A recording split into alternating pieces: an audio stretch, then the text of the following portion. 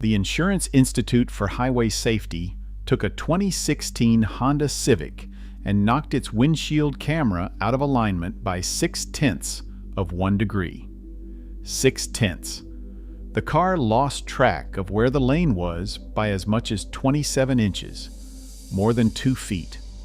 Then they ran it at an obstacle at 25 miles an hour, and the Civic that normally brakes itself to a stop hit the thing at 20.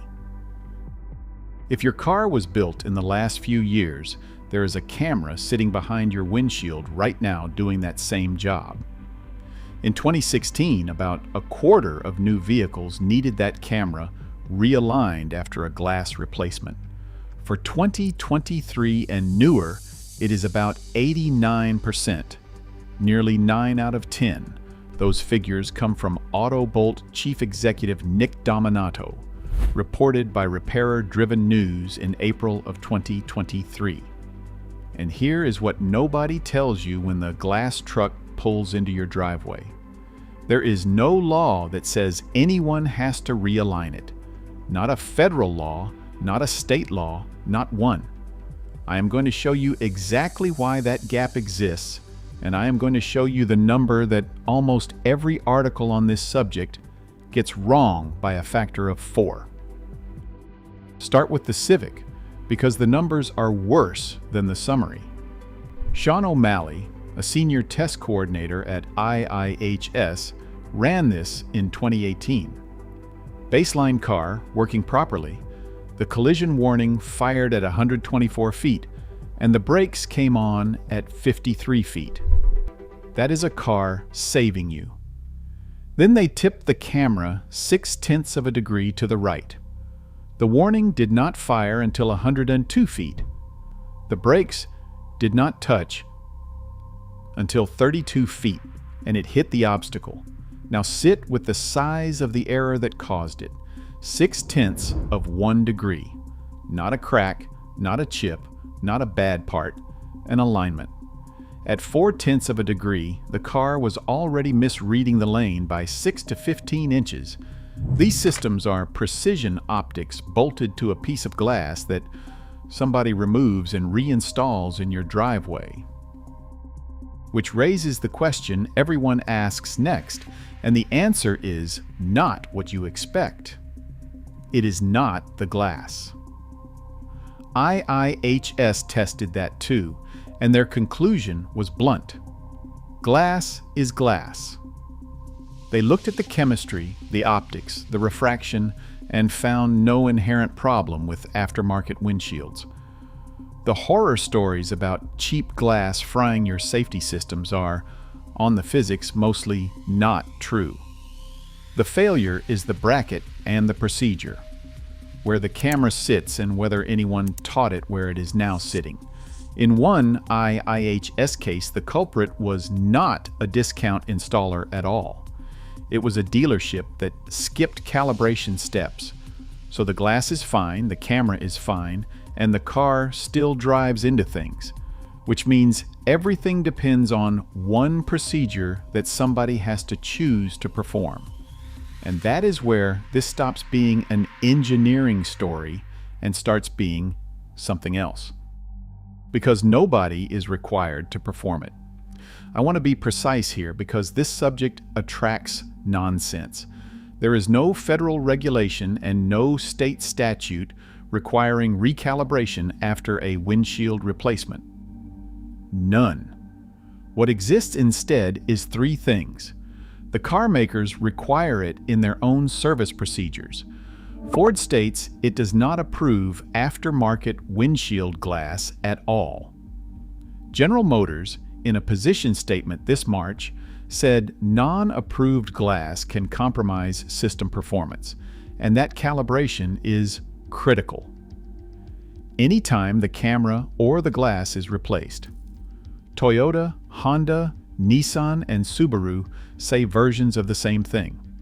There is an industry standard, ANSI/AGSC 005, requiring proper equipment and qualified technicians. It is a voluntary consensus standard. Voluntary. And there is liability. which is a polite way of saying the only enforcement mechanism is a lawsuit after something has already happened to somebody. New York passed a law last year that gets closest. It requires a glass shop to tell you whether your car needs recalibration and whether they can do it. That is a disclosure law. It requires them to say the words, not to do the work. So the entire system rests on the shop deciding to do a step that costs money, takes time, and needs equipment many of them do not own. You can probably guess how that goes, but you should see the actual evidence because it is worse than a guess. CCC Intelligent Solutions processes a huge share of American repair estimates. In their data, about 6% of current year vehicle claims included a replaced sensor. Only about 1.9% included a recalibration. Roughly 3 times as many sensors coming out as calibrations going in. That is a proxy, not a skip rate, and I am not going to pretend it is more than that. Then there is the owner side. IIHS researcher Alexandra Mueller surveyed vehicle owners about repairs to these systems. Among owners whose repair involved a windshield replacement, about 2/3 reported problems with the technology afterward. 2 out of 3, 2/3 of the owners in that survey got their glass replaced and something stopped working right. Which brings us, finally, to the money. And I have to be straight with you about it, because the version of this story you have heard is wrong. You have probably seen the figure $1,500 attached to this. Maybe $1,540. It gets quoted constantly, always credited to AAA. AAA did publish that number. It is not the windshield number. $1,540.92 is the ADAS portion of a minor front-end collision from AAA's 2023 repair cost study. In that same document, the ADAS attributable cost of a windshield replacement is $360. $360, not $1,540. The number everybody repeats is off by more than 4 times, and it is sitting in the same report as the correct one. Here is the honest arithmetic. Plain windshield, glass and labor, roughly $250 to $500. Calibration on top, roughly $150 to $600, depending on whether it is static, dynamic, or both. All in, most mainstream cars land somewhere between $600 and $1,000. And if you carry comprehensive coverage, you are usually paying your deductible and nothing else. In Florida, Kentucky, and South Carolina, glass is zero deductible. You pay nothing. So no, this is not a story about a $1,500 bill ambushing you.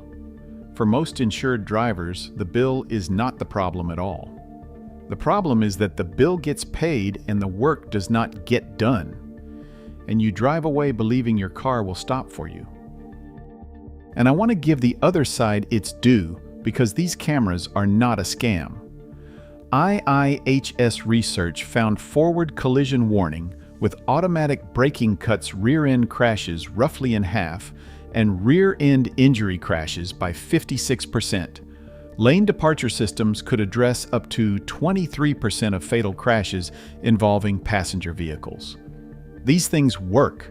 That is precisely why it matters whether yours is aimed correctly. I should also say plainly what I did not find. NHTSA has not opened an investigation tying a real-world crash to a miscalibrated windshield camera. The phantom braking investigations you may have read about are software problems, not glass problems. If somebody tells you the government is investigating this, they are making it up. So, practically, before anyone touches your glass, ask one question.